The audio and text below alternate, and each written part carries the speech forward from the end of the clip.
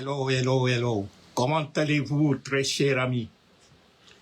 Quant à moi, Dieu merci, tout va à la merveille. Et je souhaite que mes compatriotes, surtout au pays, vivent normalement, comme tout le monde. Comme partout ailleurs, quand les citoyens sortent le matin pour aller au travail, que la famille ne s'inquiète pas s'ils vont rentrer à la maison. Parce qu'ils sont dans un pays où l'insécurité est galopante, où l'État même se transforme en bandit, qui kidnappe, qui enlève les gens, qui tue.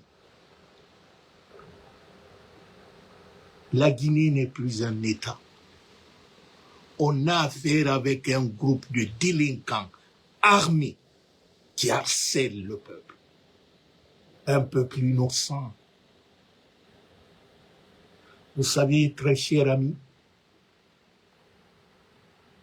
Mamadi est poussé dans son dernier retranchement. À mesure que la date approche le 31 décembre, si vous remarquez bien, Mamadi, il trompe. C'est l'apparence qui trompe les gens. Mamadi n'est pas tranquille. Demandez les gens de Kaloum. Hier, avant-hier, il a pris ses fétichères-là, en train de mettre les guiriguiris partout au palais Mohamed V.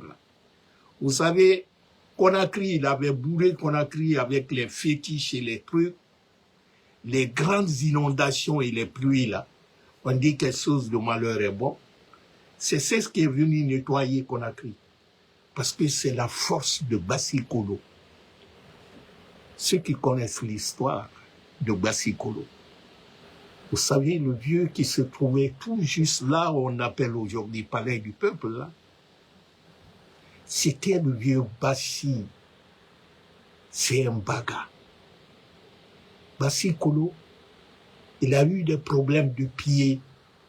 Ses pieds le faisaient mal. De sorte qu'il était difficile de marcher. C'était un grand pécheur. En quittant vers Cameroun pour venir à Kaloum, il marchait si lentement, on l'a nommé Kolo. Kolo veut dire, pour ceux qui comprennent la langue soussou, la tortue qui marche doucement. Comme il marchait doucement, on l'a donné le nom de Kolo, Bassi Kolo. Mais un jour, il était vraiment tanné, fatigué de son état. Et il dit, quelles que soient les choses aujourd'hui, j'irai pêcher. C'est ainsi qu'il est descendu dans l'eau, parce que le palais du peuple, là, c'était de l'eau. Les deux rives étaient coulées, hein. Il n'y avait pas... C'est-à-dire, pour aller à Tombo, il fallait prendre la pirogue, il fallait traverser la rive, là où se trouvait le vieux Kona, qui a eu le nom, dont le nom Conakry a été donné. Il vendait du vin de palme là-bas, de très bonne qualité. Il vendait ça à Coronti. Son baobab, son campement se trouvait à Coronti. Bref, le vieux Bassi, il a forcé, malgré sa maladie, il est parti pêcher. Mais il n'est plus revenu. Il est resté dans l'eau. Mais selon l'histoire, il s'est transformé à un diable de l'eau qu'il avait rencontré Mamiwata dans l'histoire de Riquière. Donc les pêcheurs, quand ils allaient pêcher sur la côte de Kaloum, là, loin, ils voyaient quelqu'un d'énorme, mais qui ressemblait tellement à ce vieux Bassi Kolo. C'est ainsi qu'on l'a confié Kaloum, que Mamadi est parti prendre cette dame de la virginité qui donnait vie aux enfants. Mamadi utilise le nimba des bagas à à Boté là-bas, dans Kakande, le vrai Nimba, c'est pour la fertilité des femmes, c'est pour donner la vie. Mamadi utilise le Nimba pour tuer les gens. Donc il y a confrontation. Ça fait que Mamadi, tout ce qui touche devient de calamité. Donc le malheur de Mamadi, ne connaissant pas l'histoire du pays, il est aujourd'hui dans l'angoisse. Il ne sait pas quoi faire. Donc il tente tout pour le tout. Tout ce que Mamadi fait aujourd'hui, c'est de forcer la situation. Mamadi, c'est un commando suicide. Mais Mamadi n'est pas seul dans ça. Il est venu, il a créé un système de prédation de la richesse nationale. Il est venu avec les petits bandits abandonnés ici en Occident, qui n'avaient rien à faire, qui sont devenus aujourd'hui les nouveaux riches. Donc ceux-ci disent, si Mamadi part, nous perdons tout. Donc faisons tout pour que Mamadi reste. Donc ils ont transformé Mamadi comme un label commercial. Mamadi, c'est une marchandise. Pour beaucoup de ces nouveaux riches aujourd'hui, sont eux qui sont dans les préfectures, les campagnes et tout ça. Plus les opportunistes locaux là, qui sont là, sont eux. Parce que Mamadi, c'est un élément de ce qu'on appelle la mafia. Les gens depuis l'Hollande, tout le monde connaît l'histoire là. Mamadi était dans la drogue. Donc tout ce qui est politique, il connaissait ça déjà avant de venir à Guinée. Donc ces bandits là, Mamadi leur a fait appel. Venez m'aider, j'ai pris un pays en otage. Mais c'est plus fort que moi. Venez m'aider, je vais créer un nouveau système, je vous enrichis, mais vous m'aidez aussi à rester. Parce que quand je reste, ça en profite aussi.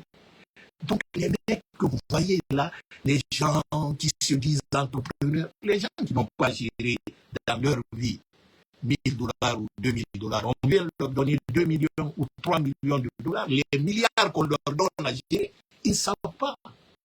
Parce que dans un pays fragile économiquement, dont les dirigeants n'ont aucune compétence en gestion, un tel volume d'argent qu'ils ont trouvé en Guinée, ça leur rend fou.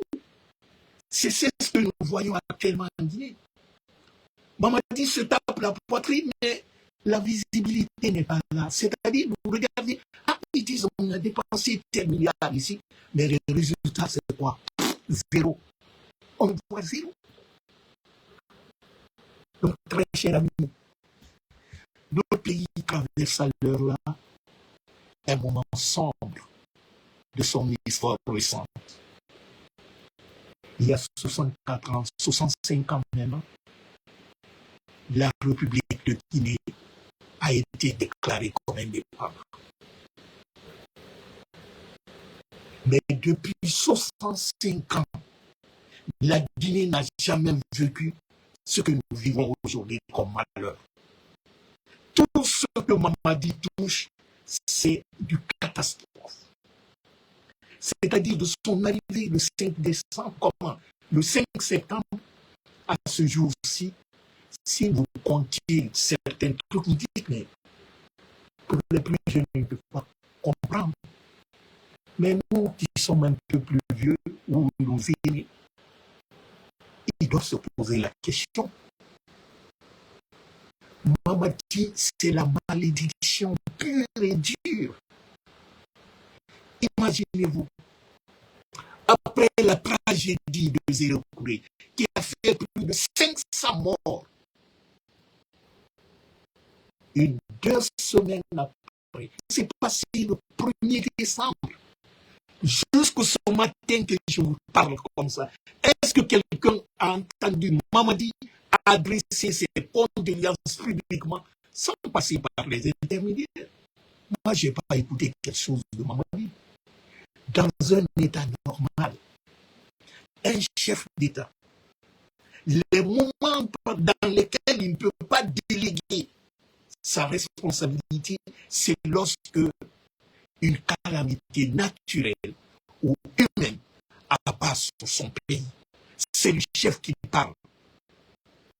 Lorsque le pays est confronté à une grande épidémie, ou à une guerre, ou à une attaque, c'est le chef qui parle. Il y a des situations comme ça, le chef doit parler les 24 heures qui suivent l'événement.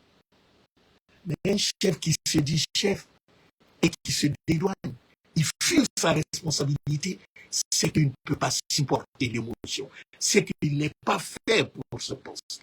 On a tous vu Alpha Condé ici. Même un accident de route, on l'a vu à Takosa ou à Bofa là-bas, lorsqu'il y a eu des accidents, il est parti sur le terrain. On voyait Alpha Condé quand il y a un incendie à Madina, on le voyait. Le jour, en tout cas, les 24 heures qui ont suivi, on le voyait. Et il faisait les déclarations à la radio. Maman dit 10 jours. 10 jours. Et ce n'est même pas la première fois. Le cas de Corentine, l'explosion du dépôt.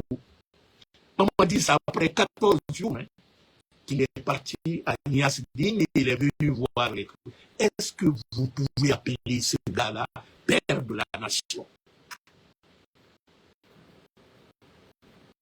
Mais ce qui est encore grave, on sait que la vie humaine est sacrée, au-delà de la vie humaine. Mais nous vivons aussi à Conakry une tragédie économique. Vous avez tous appris 100 millions de dollars détournés à la douane. 100 millions de dollars, c'est quelque chose de 1000 milliards de francs guinéens. À cet état-là, avec 14 millions de Guinéens, avec ces 100 milliards, comme 100 millions de dollars, 1000 milliards de francs guinéens, chaque Guinéen, si on repartissait ça entre nous, chaque Guinéen aura 60 000 francs guinéens. On dirait que la fête est belle. Mais c'est deux personnes, le DG de la douane et son adjoint, on dit que ce sont eux qui ont pris, mais sans leur défendre. C'est les boucs émissaires, ce n'est pas les deux qui ont pris les 100 millions de dollars. Et ça ne s'est pas fait un jour.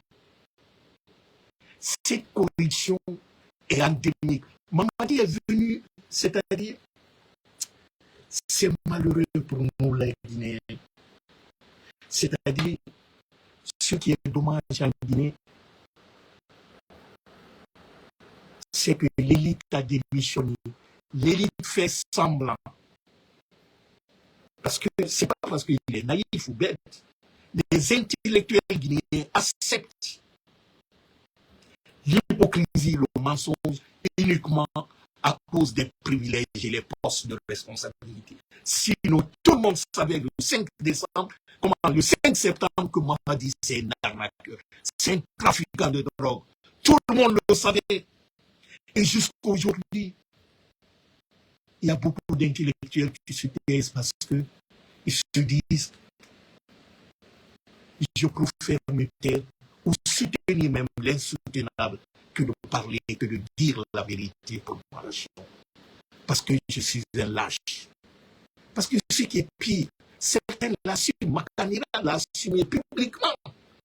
Il dit qu'il est indigne d'être un élite, faire partie de l'élite guinéenne, parce qu'il est lâche, il n'est pas sincère, il n'est pas honnête dans sa vie. Et il le dit, c'est lui qui le dit publiquement.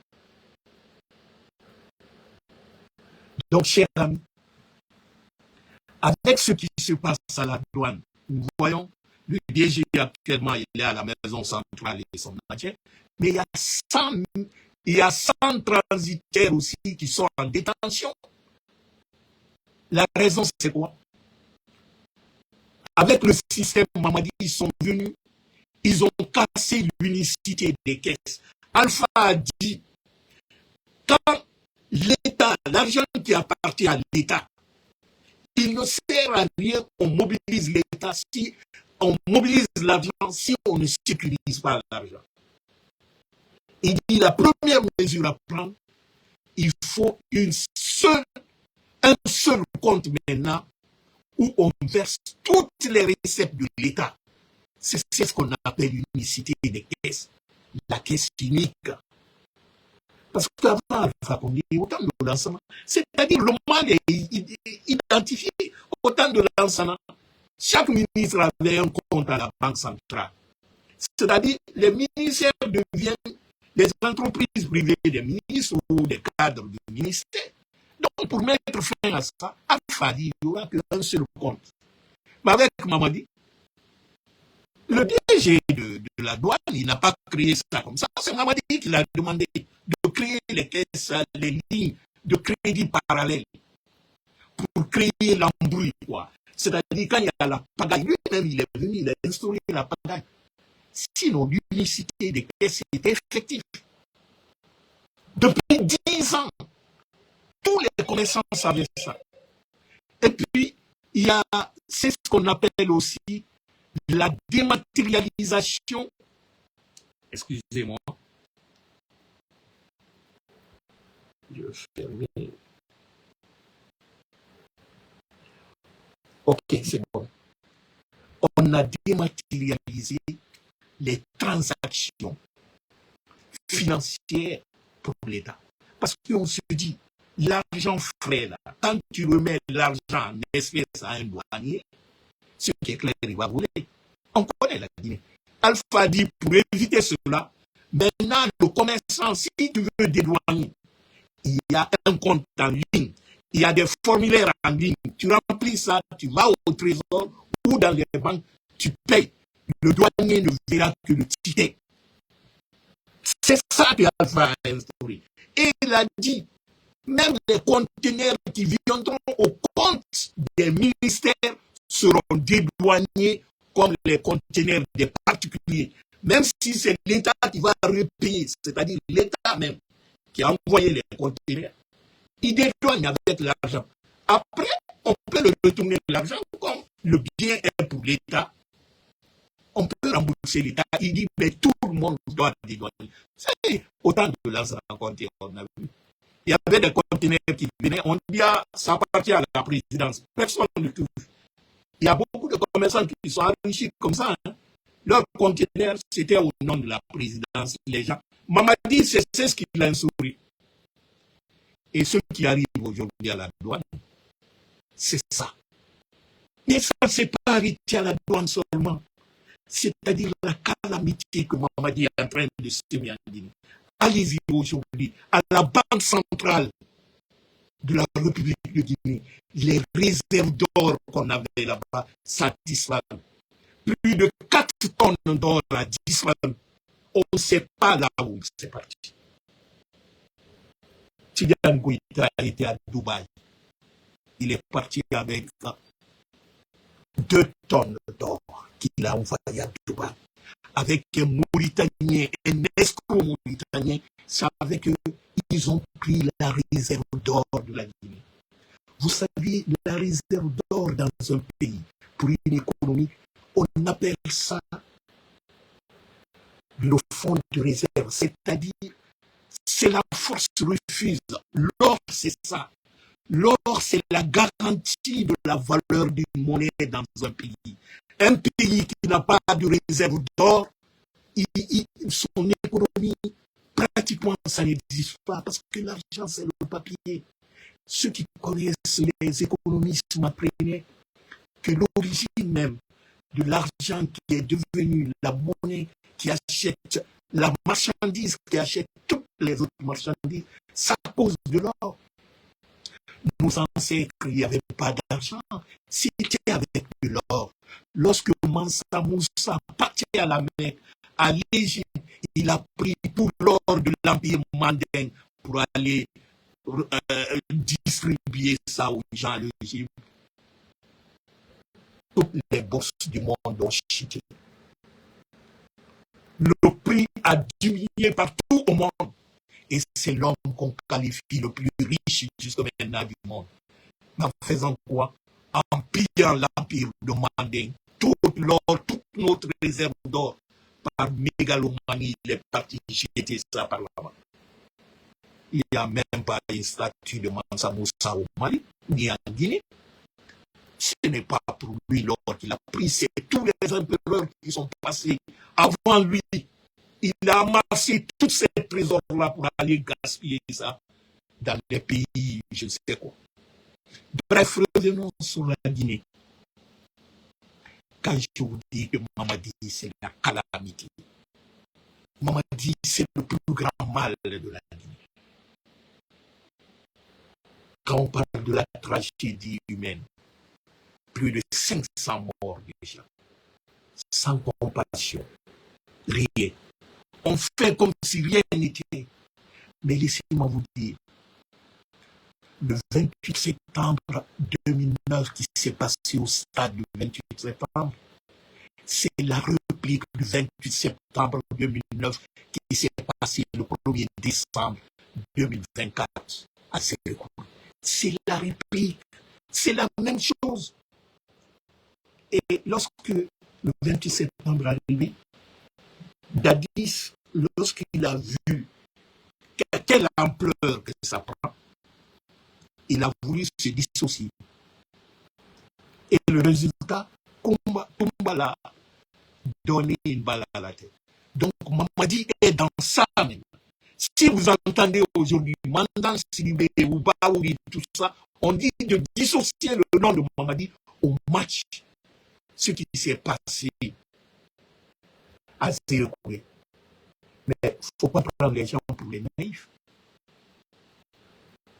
Ce qui s'est passé à Sérékoué n'a rien de sportif. C'est une activité politique. On s'est servi de cet événement politique, on s'est servi d'une activité sportive, c'est-à-dire le tournoi, pour faire un événement politique. Donc l'événement à la base, il est politique. Le sport n'est qu'une activité parmi tant d'autres. Parce qu'il y a eu des carnavals. Ce n'est pas le jour de finale. La chose, ça a commencé quand?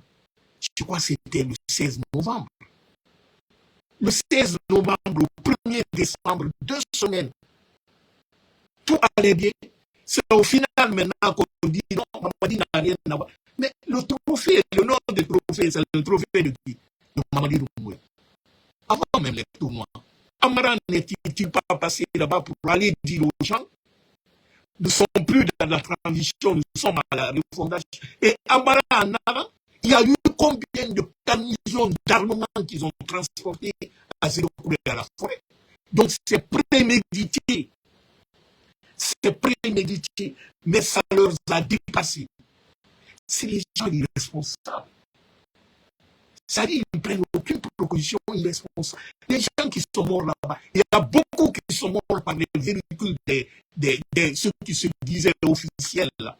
Parce que dans le gazon, dans le terrain même, il y avait plus de 30 véhicules qui étaient là-bas. Parce qu'en Guinée, vous savez, les gens sont tellement mégalomanes. Comment faire rentrer des véhicules à l'enceinte même du stade? On dirait qu'on ne peut pas avoir les parkings dehors là-bas. Donc, c'est ces véhicules des officiels en sortant avec le gaz lacrymogène que les militaires. Parce que ceux qui disent là, les policiers, c'est les gens des forces spéciales déguisés en policiers. Hein. Parce qu'Amara, en partant, il est parti avec un groupe. Vous savez, les forces spéciales sont eux qui commandent tous nos garnisons militaires maintenant. Il y a leur contingent de 460, parce que Mamadi est venu de 400 éléments des forces spéciales. Il a triplé, ils sont maintenant 4000, voire même 6000. Et ce sont eux qui sont armés dans les camps. Donc, ce sont eux qui sont partis au stade ce jour-là. Mais comme le nombre est insuffisant, un stade qui a la capacité de 5 000 personnes, on veut mettre là-bas 30 000 personnes pour les mamans. Et la majorité, c'est les enfants. Bogoda va envoyer les biches pour aller prendre les enfants dans les villages environnants là, les sous-préfectures. Certains sont même venus de Massanta et tout. Les enfants de moins de 10 ans, dans un enclos fermé, il n'y a qu'une seule porte de sortie. Et vous tirez du gaz lacrymogène pour maîtriser les gens. Il faut être con. Dans aucune école, de maintien d'ordre, on vous dira de tirer du gaz lacrymogène dans une foule, dans un enclos fermé. Nulle part au monde. Quand ils tirent ça, les gens tombent avec les trucs, les véhicules de ces officiels aussi. Vous les suivez. Il y a beaucoup qui ont accidenté. Il y a des gens là-bas qui sont partis à l'hôpital, leur tête est complètement écrasée. Pas vous envoyer l'argent pour ne pas que les gens montrent les trucs. Ils ont enterré certains même au camp pour ne pas que les gens se rendent compte. Je vous dis la différence entre le 28 septembre 2009 et le 1er décembre 2024. La seule différence pour le moment, c'est le cas des viols. Et au-delà de ça, c'est la complicité, le silence de la France face à ces événements qui se passent en Guinée aujourd'hui. Parce que le 28 septembre 2009, tout le monde a vu les médias français, comment ils ont amplifié. Je ne dis pas que l'événement n'était pas dramatique. C'était dramatique, c'est vrai, ce qui s'est passé au stade. Mais la façon dont on a médiatisé par rapport à ce qui se passait à Zékouré, ce n'est pas la même chose. Parce que le colon français, à travers ses outils néocolonialistes, qui est RFI, France 24, TV5, aujourd'hui, ils soutiennent Mamadi Doumbouya, ce criminel. C'est pourquoi ce n'est pas hyper médiatisé. Sinon, ce qui s'est passé au 28 septembre, selon les rapports, on dit qu'il y a eu 150 morts. Mais Zékouré, on est proche de 500 morts. Est-ce qu'un gamin né à Zékouré, grandi à Zékouré, qui meurt à Zékouré a peu de valeur? Et un jeune de Bolobiné qui meurt au stade du 28 septembre? Soyons humains. Mamadi, c'est un assassin. Mamadi vit dans le sang. Mamadi ne peut pas vivre sans le sang. Il force son destin. Sinon, le destin de Mamadi, c'est un ramasseur des poids lourds là. Il met dans des camions. Mamadi n'est pas fait pour diriger. Il n'est pas fait pour commander. Cet individu doit être tué, éliminé sur la carte du monde. C'est dommage que Dieu nous a envoyé un être comme ça, comme compatriote. Mamadi et ses amis aujourd'hui, ils ont commis tellement de crimes. Ils ne peuvent plus faire marche arrière. Ils sont dans une logique de l'État sans droit. C'est-à-dire, leur logique, c'est quoi? C'est vivre dans un pays hors la loi, dans la terreur et la violence sur la population. Il n'y aura ni élection en Guinée, ni référendum en Guinée, jusqu'en 2000X. Mamadi, il veut aller jusqu'au bouddhisme, c'est-à-dire jusqu'au bout de sa logique. Parce qu'il s'est dit, je n'ai plus le choix, je ne peux plus partir avec ce tas de monde que j'ai tué. Il y a des gens que j'ai tués, je n'ai même pas remis le corps à leurs parents. Il dit, les Fonkémènes ont disparu, mais moi je sais que je les ai tués. Comment je vais dire aux gens quand je parle? Quand je suis là, c'est silence radio, personne n'en parle. Il dit, Saliba, je l'ai tué de mes propres mains. Petit Diani. C'est des centaines et des centaines de personnes que Mamadi a tuées. Donc il a ça sur sa conscience. Mais au-delà de Mamadi, Mamadi a créé d'autres voyous qui sont autour de lui, qui profitent de sa présence. Les Bill Condé, les Papa Fofana, les Ousmane Gawal et tant d'autres. Vous croyez que ceux-ci veulent que Mamadi part? Non, ils ne veulent pas. Ils préfère que Mamadi reste, même par prix de sa mort, que Mamadi reste. Nous sommes dans ce système. Vous savez, quand la logique du terreur atteint un certain niveau, c'est-à-dire l'absurdité et le déraisonnable, il n'y a plus quelque chose à faire. Mais allons-nous accepter, nous les Guinéens, que Mamadi continue à nous tuer, à nous piétiner et détruire complètement la Guinée? Allons-nous accepter cela? Je suppose, pour tout Guinéen conscient et honnête, dira non. Nous n'allons pas accepter cela. Donc c'est à nous de tirer, parce que la plus grande prison pour un être humain, c'est la peur. Parce que la peur, c'est la plus grande prison. Ça te rend inactif. Ça te tue à petit feu. Parce que tu ne peux pas réagir, même face à l'impardonnable. Et c'est cela que nous vivons aujourd'hui. La seule solution, c'est l'insurrection populaire, la révolte populaire de Kassa Yomu. C'est cela qui peut nous faire sortir de là. Vous savez, très cher ami, tout ce qui est contraire à la nature est contraire à la raison. Et ce qui est contraire à la raison, c'est l'absurdité. L'absurdité humaine. Et cette absurdité humaine vit de quoi? Vit du silence du peuple. Quand le peuple est calme, silencieux, le sanguinaire ou le dictateur se croit plus fort et se dit, je peux continuer. Qu'est-ce qui encourage Mamadi? Parce que ce qui se passe aujourd'hui en Guinée, depuis le 5 septembre à ce jour-là, je vous jure, nulle part au monde que ces événements-là peuvent se passer sans que le peuple n'envahisse le terrain. Certains me diront que nous sommes orphelins parce qu'on n'a pas de leader mobilisateur. On n'a pas quelqu'un qui viendra nous dire, écoutez, soulevons-nous, battons-nous, faisons ça. Peut-être c'est vrai. Mais je vous dis quelque chose.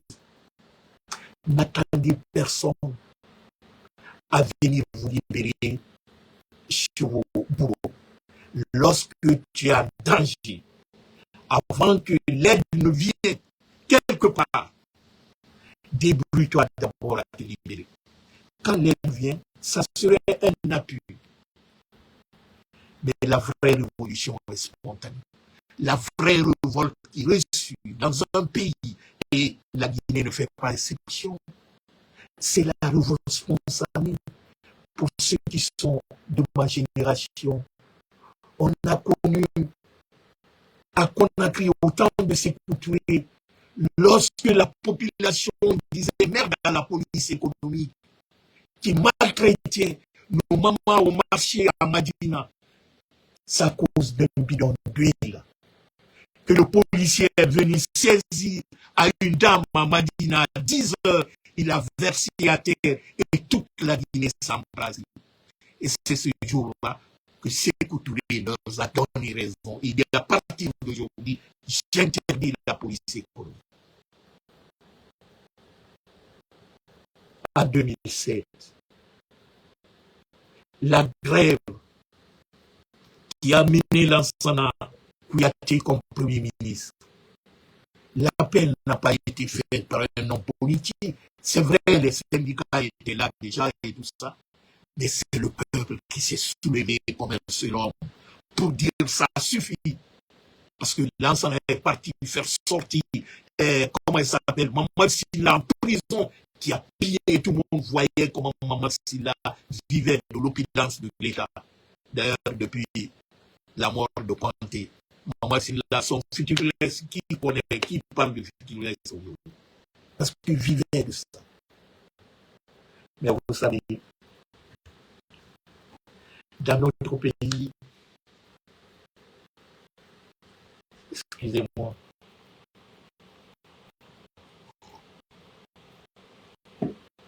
il y a malheureusement ce groupe d'individus qui sont au service de tous les chefs, qui sont là pour construire ce qu'on appelle ce l'omerta, c'est-à-dire le silence total autour du chef, sont eux qui paient. Je vous dis qu'il y a des Guinéens aujourd'hui qui sont beaucoup plus décidés que Mamadi. C'est Mamadi que nous voyons. Hein. C'est vrai que Mamadi est le premier responsable. Mais il y a des gens qui profitent de ce pays-là, qui sont prêts à mourir pour ne pas que nous retournions à l'ordre constitutionnel. Parce que leur prospérité, ils font que la prospérité, lorsque le pays est dans le chaos, dans la pagaille totale, eux, c'est à partir de ça. Ah, vous voyez les nouveaux riches en Guinée actuellement. Et la quasi-totalité de la population tire le diable par la queue.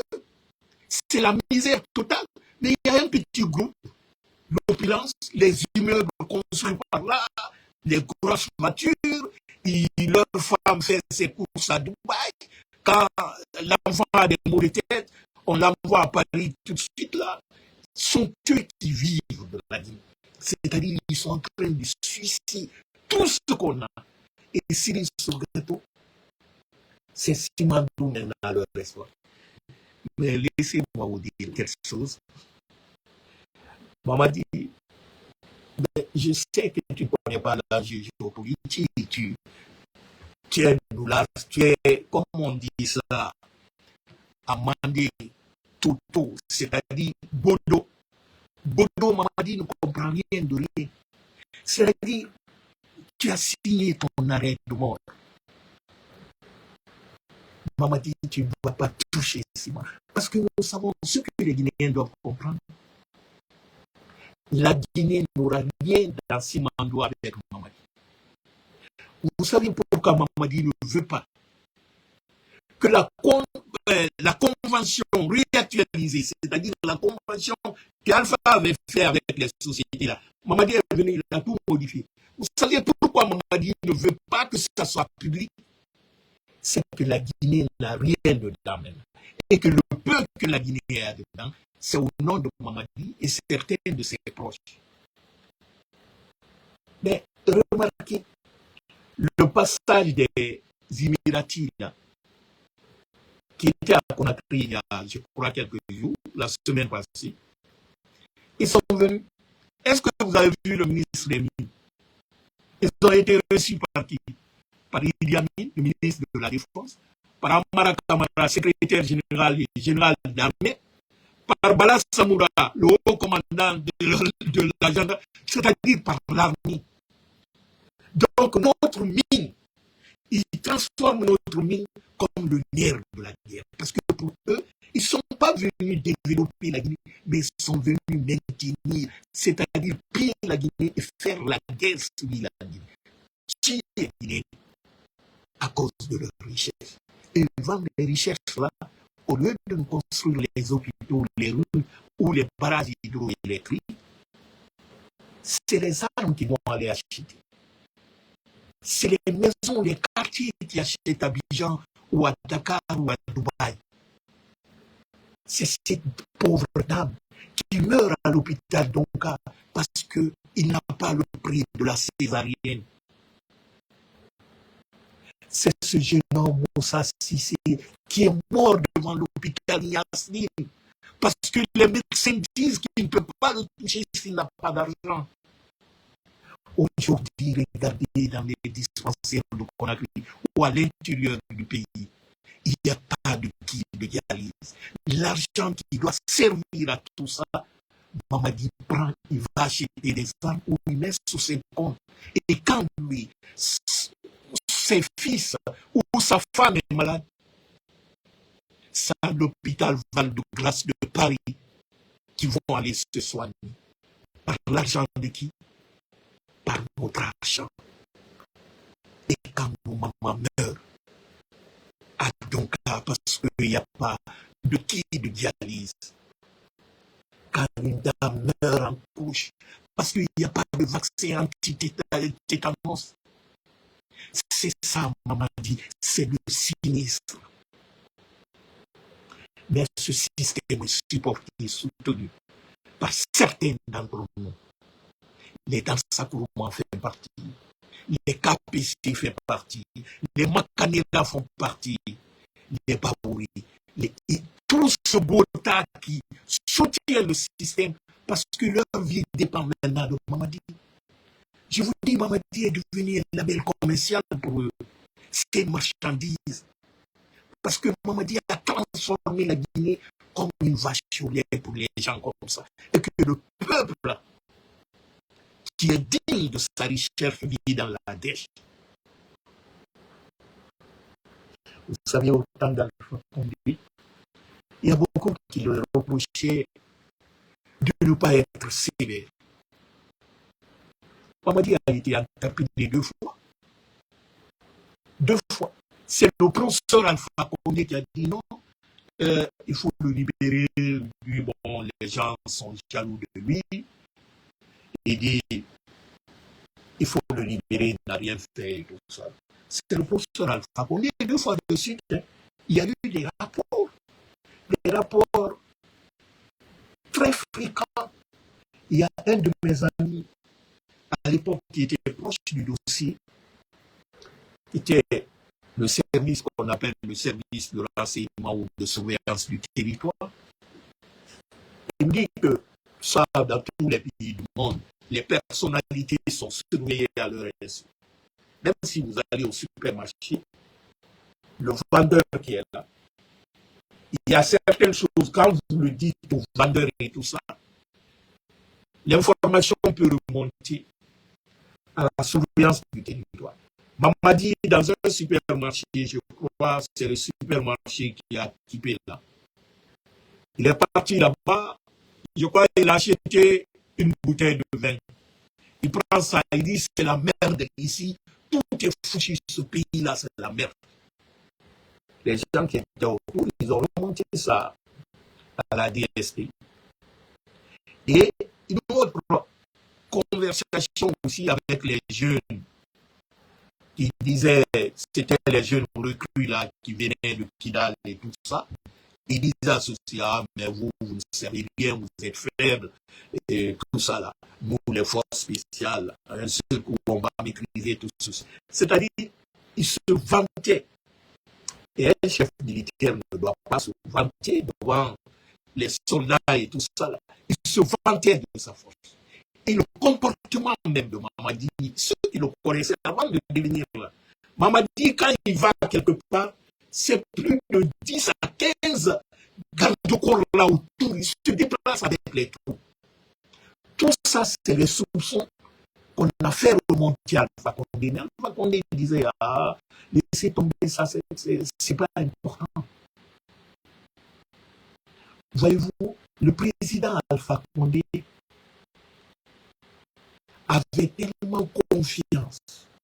Au-delà de Mamadi, il avait confiance de ce qu'il faisait. C'est-à-dire l'amour qu'il a en Guinée l'a préoccupé, mais il a oublié un détail. Il a oublié sa sécurité.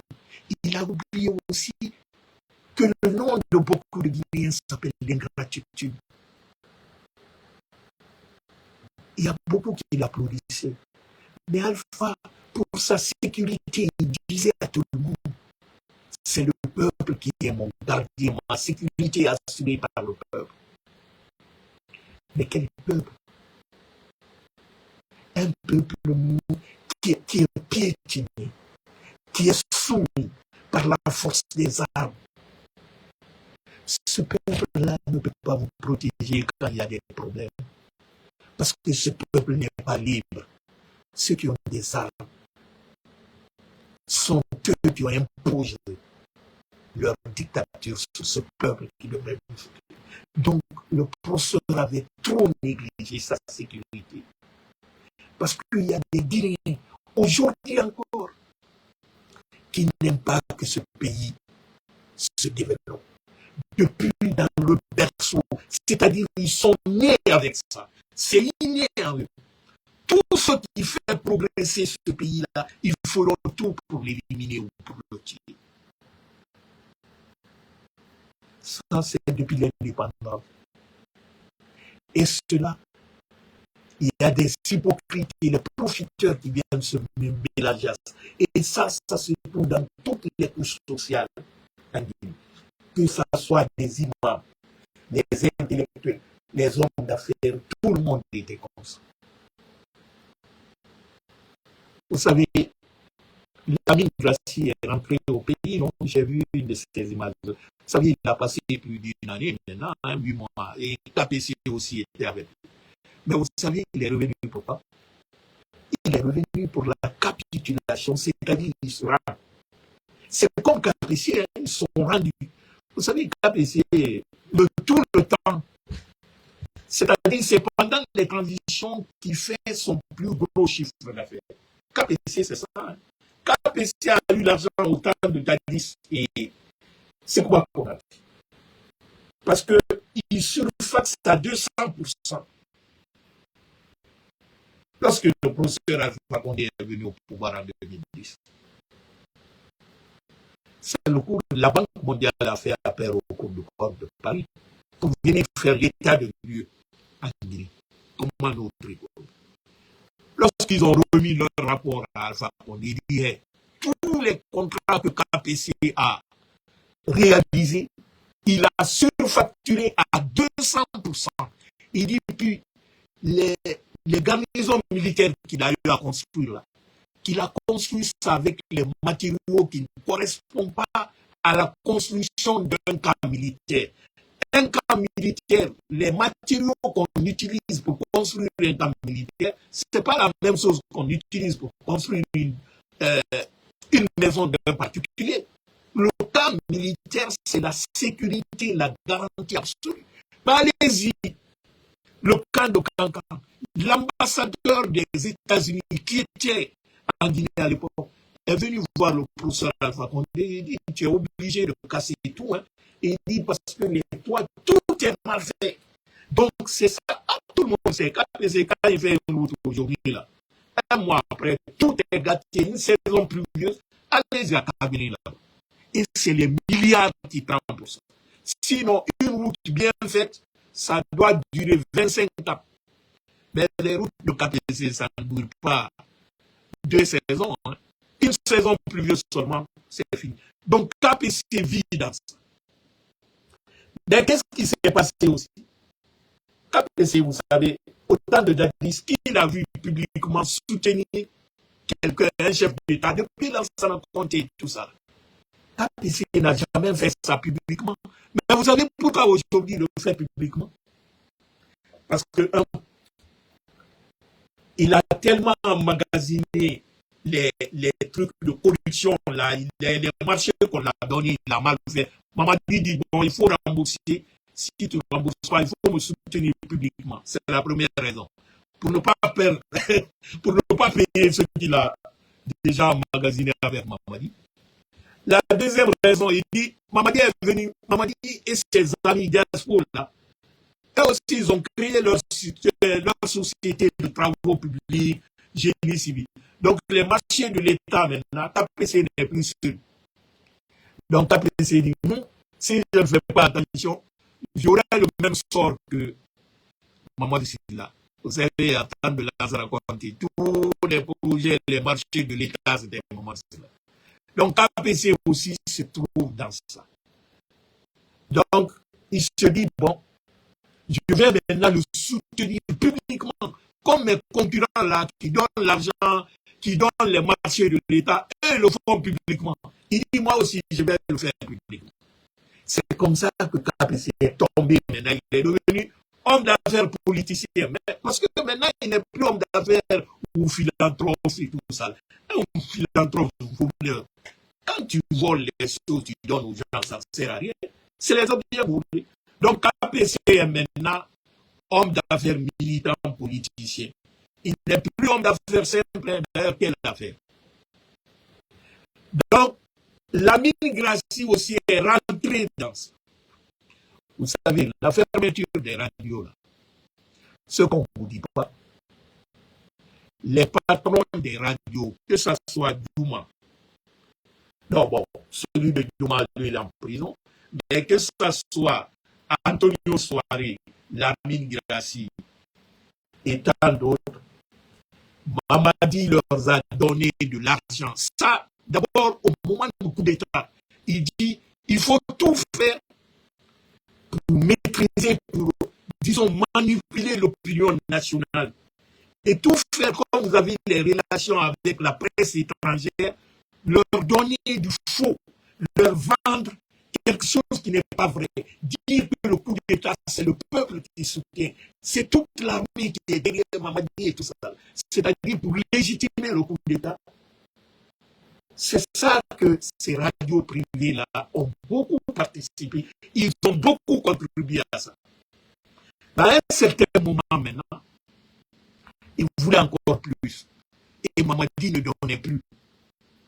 Ils ont dit, bon, nous ne pouvons plus continuer à te soutenir dans le mensonge, ce que tu nous as donné avant là. Ah, maintenant c'est peu, parce que nous voyons que les gens s'enrichissent autour de vous et tout ça là. Nous, on ne gagne pas trop. C'est ainsi que les grandes gueules, les films se sont rebellés. On a vu, on a d'abord coupé les ordres, on leur a tourné jusqu'à ce qu'on leur retire les licences. Mais ce qu'on ne dit pas, si vous voyez que la mine Grassi s'est retournée, on l'a dit avec capacité à Paris. Ceux qui ont, parce qu'il y a toujours les démarcheurs entre Mamadi et ces gens, ils sont partis leur dire, dis donc, si vous voulez que votre entreprise survive, venez soutenir Mamadi clairement et simplement. Parce que Mamadi n'est pas là pour partir maintenant. Seule la mort peut le faire. Donc, si vous voulez, c'est-à-dire sauver le peu qui vous reste maintenant, venir vous mettre à quatre et supporter Mamadi. Les Lamine Grassi sont revenus pour ça. Mais Antonio Soare, comme lui, il n'a plus rien là, il ne peut pas s'oser. Mais ils sont tous dans ça. Ils ont pris plus de 65 milliards de francs guinéens. On a donné ça. Mais la dame de la CAC, la Kanta, elle avait dit que les patrons de presse, elle a raison. Ils ont reçu, ils ont signé. Vous avez vu, même sur les réseaux sociaux maintenant, là, est-ce que vous voyez les journalistes du GG là critiquer la gouvernance Mamadi et tout ça là, parce que Lamine Grassi leur a dit de fermer leur bouche. Donc Lamine Grassi est revenu. Ne soyez pas surpris demain qu'il se déclare quelque part président d'un mouvement de soutien. Ne vous souciez pas. Et ne dites pas que, comment elle s'appelle encore, Ibrahim Diallo de film ou je ne sais pas, du moins même, on voit certains journalistes même qui ont créé les mouvements de soutien et tout ça. Donc, chers amis, on est dans ça. C'est-à-dire la violence qui met tout le monde au respect. La violence et l'intimidation qui tuent la dignité sur les gens. Les Guinéens aujourd'hui, ils sont obligés, Mamadi leur oblige à le soutenir ou bien il leur tue. Non seulement il les tue physiquement, financièrement, parce que Mamadi, pour soumettre le peuple de Guinée sous sa dictature, il est venu appauvrir les Guinéens. Il a tué la bourgeoisie locale. Il a créé une autre bourgeoisie de dépendance. Les clients qu'il a créés, qui sont à son service, mais le peuple, il a appauvri le peuple pour pouvoir le maîtriser, pour pouvoir le piétiner. Donc on est dans ça. Au temps du professeur Alpha Condé, même nous les militants, on disait souvent, ah, vraiment le vieux est trop complaisant avec les gens là. On dit Alpha ne sanctionne pas, il laisse les gens et tout ça. À l'époque, j'ai un ami, un vieux père, qui m'a dit, il dit, mon frère, je connais Alpha Condé depuis le lycée classique de Conakry, et puis on s'est rencontrés à Paris, on a étudié. Il dit, je connais Alpha Condé. Il dit, je n'avais pas connu quelqu'un de virulent comme Alpha Condé à sa jeunesse. Il dit, mais en grandissant et en regardant le monde, que Alpha sait ce qu'il fait, que ce n'est pas par peur. Et qui peut, Alpha peut avoir peur de qui en Guinée. Le pouvoir, il avait légalement. Et ceux qui l'insultaient dans les radios, ils faisaient les choses, ils le faisaient illégalement. À l'époque, ces radios privées-là ne payaient même pas les redevances de l'État. Mais dès que Mamadi est venu, ils sont tous rentrés en règle, ils ont tous payé leurs redevances. Mais autant d'enfants, au moment où ils critiquaient, ils insultaient l'État, ils ne payaient même pas leurs taxes. Mais un jour, on n'a pas coupé les ordres d'une radio. Il dit, les gens ne comprennent pas. Et puis, Alpha, du fois, il est noir sur la peau comme nous. Mais la mentalité d'Alpha est purement occidentale. C'est légaliste. Alpha est parti à Marseille, en France, à l'âge de 16 ans. Et c'est en 92 ans qu'il est devenu président, qu'il est rentré définitivement en Guinée. Imaginez-vous, un ado qui quitte 16 ans son pays et passe plus de 50 ans en Occident. Que Alpha est mouru dans un carcan d'égaliste et de démocrate. Et même si Alpha connaît quelque chose, il le sait, mais tu demanderas toujours la preuve palpable. Il dit, en 2011, lorsqu'on a attaqué sa résidence privée à Kabuya, comment Baouri a dit publiquement et devant les témoins qui sont venus dire Alpha que Baouri leur a dit qu'ils ne vont jamais laisser Alpha terminer. Il verra ce qu'il verra. 7 mois après son investiture, c'était, je crois, le 17 juillet 2011, ils ont attaqué sa résidence, on voulait l'assassiner avec les lance-roquettes. Donc, ce coup d'État-là n'est qu'une suite logique. Sinon, Alpha, on voulait l'éliminer. Depuis son élection de 2010, Baouri, qui est là aujourd'hui, Premier ministre, disait à tout le monde, c'était lui, Sadakadi et Tibou, dans un hôtel à Dakar, sont eux qui ont concordé tout cela. L'argent qu'elle dit, comment on appelle, AOB, le militaire là, où les Fatou Wadar et tout ça là, c'est venu, sont eux qui ont financé. Parce que croyant qu'ils avaient tout mobilisé à l'époque et que Alpha ne pouvait pas devenir président. Ce vieux père me dit, il dit Dieu est l'ami du silence. Il dit les arbres, les fleurs et les herbes poussent dans le silence. Il dit regarde l'étoile, la lune et le soleil. Ils cohabitent presque dans le même univers, mais ne se touchent pas. Il dit les mots que l'on n'a pas dit sont des fleurs du silence. Il dit la patience, c'est la patience qui caractérise Alpha Condé. Il dit le silence d'Alpha Condé où laisser les gens faire, que parce qu'il disait tout le temps à ses amis, à chaque rencontre, on le faisait le compte rendu, les gens qui l'insultent, ils disaient non, laissez-leur, ils ne connaissent pas la liberté, donc ils sont en apprentissage. Il a dit que le Guinéen est à l'apprentissage de la liberté, mais cette liberté était devenue liberticide. C'est-à-dire avec cette liberté, eux-mêmes ils ont tué cette liberté. Aujourd'hui, nous vivons dans ça. Tous ceux qui criaient Alpha était dictateur, Alpha, qui sont où aujourd'hui? Les fournis qui mènent la France coloniale avaient financé leur campagne de déstabilisation, mais aujourd'hui, ils sont où? On ne sait pas s'ils sont vivants ou morts. Est-ce que la France en parle? L'État français ne fait même pas cas parce qu'on leur a utilisés comme les idiots utiles au temps d'Alpha Condé. Avec Mamadi, ils disent Mamadi est notre homme. Ces gens-là, ils ont fait leur rôle. S'ils continuent, Mamadi leur tue, c'est pas mon problème. Tous ces opposants qui se tapaient la poitrine, qui disaient qu'ils étaient plus forts que l'État, ils sont où aujourd'hui? Ils sont tous en exil. S'il est en exil depuis maintenant 2 ans ou 3 ans, s'il y a en exil, combien d'hommes politiques ou leaders d'opinion sont en exil aujourd'hui? Chers compatriotes, vous savez, le peuple de Guinée attend le 31 décembre, dans 22 jours, exactement. Mamadi a choisi librement pour nous dire qu'il ne fera pas une minute après 31 décembre. Donc, prenons-lui sur les mots, c'est lui qui a déclaré ça.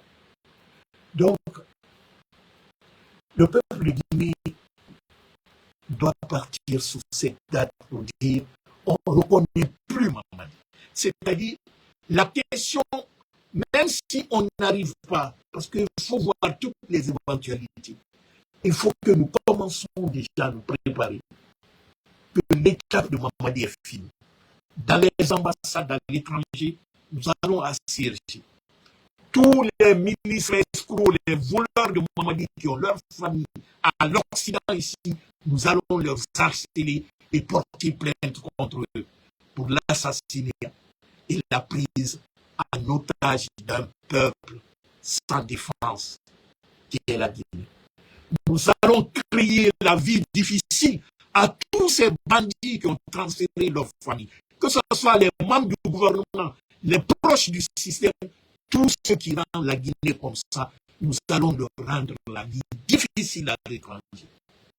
Et à l'intérieur du pays, dans les quartiers, dans les sous-préfectures, dans les communes, ne reconnaissez plus les maires, les chefs de quartier ou les préfets, les trucs.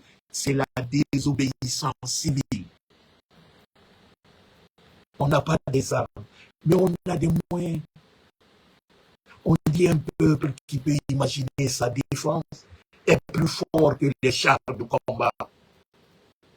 Un peuple décidé pour prendre sa liberté de sortir dans les griffes d'un dictateur est plus fort que les armes. C'est à nous de nous organiser, avoir le courage, chacun dans sa petite échelle, dans son parti, dans sa famille, a un rôle à jouer. N'attendez pas le soir du 31 décembre, mais commençons dès maintenant, autour de nous, d'informer, de sensibiliser nos parents pour dire que Mamadi, c'est la calamité de la Guinée. Chers amis, nous sommes arrivés au terme de notre discussion, notre vidéo de ce matin. Mais c'est pour vous dire qu'il y a un phénomène qui se passe partout dans le monde actuel. C'est le retour des anciens chefs d'État au pouvoir. Après 13 ans au Brésil, qui a fait, disons, 12 mois en prison, atteint d'un cancer qu'il a pu surmonter, et à la veille du décès de sa femme, Lula da Silva est revenu au pouvoir au Brésil. Donald Trump, après 4 ans, poursuivi par la justice américaine, est revenu au pouvoir après 4 ans du chemin de combat, de difficulté. Aujourd'hui, à côté de nous, au Ghana, après 7 ans, John Abdurrahman est revenu au pouvoir au Ghana. Il a été réélu le dimanche. Se combattre des anciens chefs d'État qui reviennent au pouvoir, dites-vous que bientôt le professeur Alpha Condé reviendra. Ce n'est pas parce que nous sommes fans du professeur, que nous sommes ses faits militants ou nous sommes des alphaïstes, loin s'en faut. Nous voulons qu'Alpha revienne parce que ce que Mamadi a détruit en Guinée, la seule personne qui peut rétablir ça à l'heure là, en court temps, c'est le professeur Alpha Condé. Parce que c'est lui qui a fait. Donc un autre va venir, il sera embrouillé, il faudrait beaucoup de temps pour que reconstruire ce qu'il a laissé. Mais Alpha Condé au bout de ses doigts tout ce qu'il a fait pour l'État et comment il a fait. Et il a la confiance des bailleurs de fonds et des institutions financières du monde. C'est à cause de ça. Donc le retour d'Alpha est plus profitable pour nous les Guinéens. Même s'il forme un gouvernement d'union nationale avec les opposants honnêtes et dignes, je ne parle pas les Nyambo, les parasites ou les opportunistes comme les Ousmane Kaba, les cabinets Komara. Je ne parle pas de ceci. Mais les leaders comme Silou Dalé, surtout, ils vont constituer un gouvernement d'union nationale pour rétablir, parce qu'on est à la quête, à la conquête de la République. Mamadi a vendu la Guinée, Mamadi détruit la Guinée, tue les Guinéens. Donc le retour d'Alpha Condé, c'est pour réhabiliter la Guinée, c'est pour sauver la République. Et nous devons tous nous battre pour cela. Et la seule personne à l'heure là qui pourra nous faire ça, c'est lui, Alpha Condé. Je ne dis pas qu'il est le plus intelligent ou le plus fort, mais vous savez, les hommes sont faits selon le contexte. L'importance de chacun de nous correspond au moment défini. Donc, on est dans un contexte que la solution passe forcément par Alpha Condé. Parce qu'on a vu le résultat de ce qu'il a fait. Et on a vu comment Mamadi est en train d'attribuer la paternité même des biens, des œuvres, les projets d'Alpha Condé, il met ça sur son compte, mais même les naïfs savent. Cher ami, vous savez, quand un homme est sincère et honnête, il est digne. Il n'a pas peur de dire la vérité. Il met au défi ses ennemis et ses adversaires. Allez-y écouter dans les répertoires. Alpha Condé a toujours dit aux journalistes, les plus grands journalistes investigateurs du monde, il dit fouillez partout dans le monde entier si vous trouverez un compte bancaire à mon nom. Mais regardez à Conakry. Qui peut montrer un mètre carré appartenant à Alpha Condé qu'il a construit pendant qu'il était président? Tous les biens qu'Alpha avait, il avait ça avant qu'il soit président. La seule maison qu'il avait, à part la maison de Mafankou, la maison familiale, c'est celui de Tabouyala. D'ailleurs, le coup d'État, lorsqu'on a voulu l'assassiner dans cette maison-là, la maison était en reconstruction. Jusqu'au coup d'État, cette maison-là n'était pas finie. L'entrepreneur qui travaillait dessus, il dit, Alpha s'en fout même dans sa propre maison. Il dit, il préfère aller dépenser l'argent pour reconstruire les maisons de l'État, le logement du Premier ministre, là, à la cité ministérielle ou telle. Il dit, sa propre maison, ça ne l'intéresse pas. Il dit, il s'en fout, il est venu ici 2 fois seulement. Il dit, quand je lui dis, je manque de trucs, il dit, ah bon, on verra ça, c'est pas très important. C'est ça, là, Alpha. C'est-à-dire, Alpha, l'argent est utile pour lui lorsqu'il l'utilise pour son État, lorsqu'il sauve les pauvres. C'est ça pour lui, l'argent. Il n'a jamais porté une grande importance à la richesse financière. Parce que c'est un homme de cœur. Quand on parle de l'activisme, c'est ça. Faire le bien sans attendre de récompense. Tu le fais à cœur ouvert. C'est ça, Alpha. S'il y a même l'appelé, qu'Alpha, c'est un communiste qui ne connaît pas l'argent. Le professeur Alpha Condé est incorruptible. Il est incorruptible. Il n'a pas peur de dire la vérité. Il met au défi ses ennemis et ses adversaires. Allez-y écouter dans les répertoires. Alpha Condé a toujours dit aux journalistes, les plus grands journalistes investigateurs du monde, il dit fouillez partout dans le monde entier si vous trouverez un compte bancaire à mon nom. Mais regardez à Conakry. Qui peut montrer un mètre carré appartenant à Alpha Condé qu'il a construit pendant qu'il était président? Tous les biens qu'Alpha avait, il avait ça avant qu'il soit président. La seule maison qu'il avait, à part la maison de Mafankou, la maison familiale, c'est celui de Tabouyala. D'ailleurs, le coup d'État, lorsqu'on a voulu l'assassiner dans cette maison-là, la maison était en reconstruction. Jusqu'au coup d'État, cette maison-là n'était pas finie. Et cela fait de lui une image, sa propre image. Mais cela remonte depuis son enfance. Parce que la dignité n'est pas innée. On n'est pas étant digne, non. C'est l'environnement, l'éducation. Et on ne devient pas aussi digne par circonstance. C'est pas ton statut social et tout ça. Non. Il y a des pauvres qui sont plus dignes que les riches. D'ailleurs, si vous regardez, les plus indignes et hypocrites, c'est les riches. Hein. Ce que les sous dit, Mania, au Manding, on parle de Kantilintigi, Lambetigi, c'est-à-dire quelqu'un qui est digne, malgré la pauvreté, malgré les difficultés. Et dit non, cela, je ne peux pas faire ça. Si je le fais, c'est salir mon héritage, c'est salir ma progéniture. C'est ça que les Matanera n'ont pas. Vous voyez, dans la vie, la dignité humaine n'est donc pas relative au statut social, ni à la performance intellectuelle ou physique. On peut être pauvre, digne, et être riche, indigne et hypocrite. Chers compatriotes, nous sommes face à un bourreau, nous sommes face à un criminel.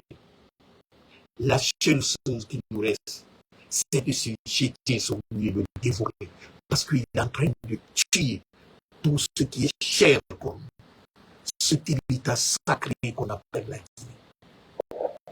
Ne laissons pas Mamadi tuer notre avenir, mais détruire le devenir de nos enfants. C'est de notre devoir de dire stop à Mamadi. Même s'il faut prendre des armes, prenons les armes pour défendre la République. Nous serons en légitime défense. Chers amis, c'est sur ce mot que je vais vous laisser. Mais je vous reviendrai Inch'Allah d'ici la fin de la semaine.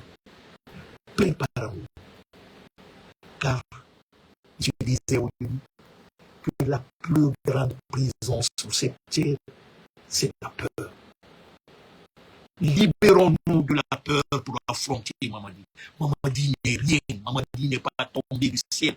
Mamadi, c'est un bandit délinquant, toxicomane, vendeur de drogue. Ce n'est que ça. Et il est entouré par un petit groupe. Si nous tous nous réunissons aujourd'hui, avant 24 heures, Mamadi va fuir. Même ces fétiches qu'il est en train de faire, les grilles, les trucs là, ça ne servira, ça ne peut pas prendre le peuple. Aucun gris, aucune magie noire ne peut prendre un peuple. Un peuple est au-dessus de tout ça. Donc, chers compatriotes, le 31 décembre n'est plus loin.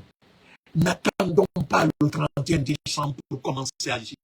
C'est maintenant que chacun, à sa petite échelle, commence de préparer une stratégie de résistance.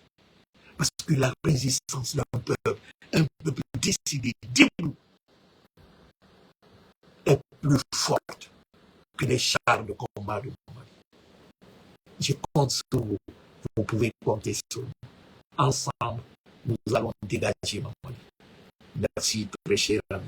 Et à bientôt.